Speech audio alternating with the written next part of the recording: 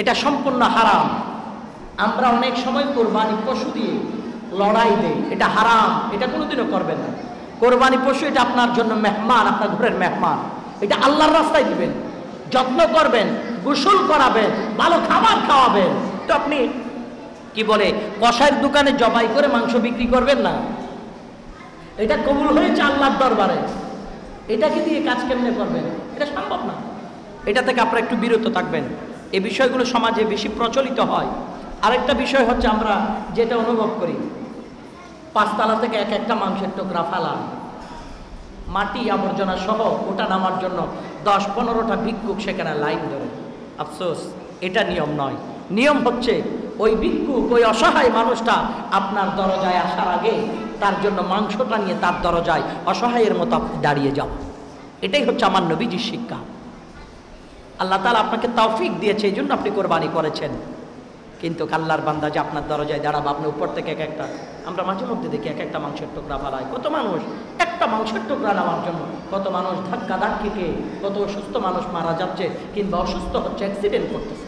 এগুলো যেন আমরা না করি, আল্লাহকে খুশি করার জন্য করব।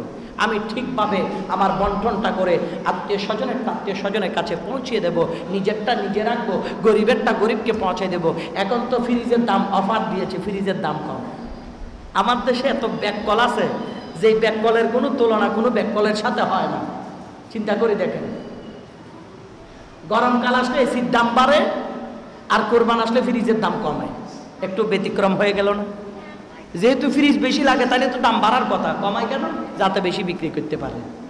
হায় আফসোস, গরিবের খবর নাই। সমান বরাদ্দ করে গরিবের কাছে পৌঁছাবেন, স্বজনদের কাছে পৌঁছাবেন, এটার কোনো খবর নাই। সব কটা ফ্রিজের ভিতর ঢোকাই রেখেছেন। তাহলে আপনি আল্লাহর দরবার আপনার এই কোরবানি কবুল হবে না? মাংস পাবেন না, সারা বছর মিলে খাইতে পারবেন, কোনো সমস্যা নাই। ফ্রিজের তো বাইর করবেন আর রাঁধি রাঁধি খাইবেন গরুর গোশত, কোনো সমস্যা নেই।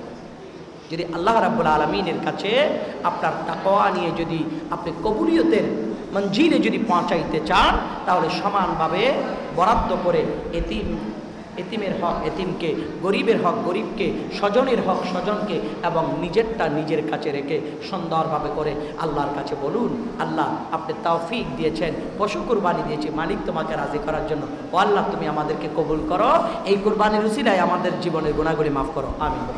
আরেকটু মহাব্বতে বলুন আমিন। তাই রাখবেন, আল্লাহ তার রসুলকে খুশি করার জন্য মেহেরবানি করে কোরবানির প্রস্তুতি গ্রহণ করবেন। আল্লাহ যাকে সামর্থ্য দিয়েছে সেই বান্দা কোরবানি করবেন। রাসূল করিম সাল্লাল্লাহু আলাইহি সাল্লাম বলছে, কিয়ামতের ময়দানে যেই বান্দার কাছে কোরবানি ফরজ হয়েছে, সামর্থ্য আছে, কিন্তু সে কোরবানি করলো না, কিয়ামতের ময়দানে তার জন্য কঠিন শাস্তি।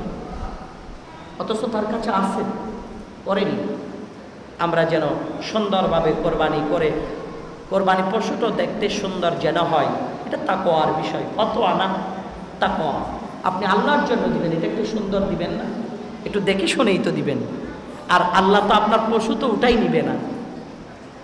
আদম নবীর যুগে যেভাবে ফুরিয়ে কাম ক্লিয়ার করে দিত, এরকম যদি উঠাই দিত, আমার মনে হয় মানুষ একটা মুরগিও কোরবানি দিত। এখন আমার রাসূলের শরীয়তের মধ্যে এত সুন্দর বিধান রেখেছেন, আলহামদুলিল্লাহ।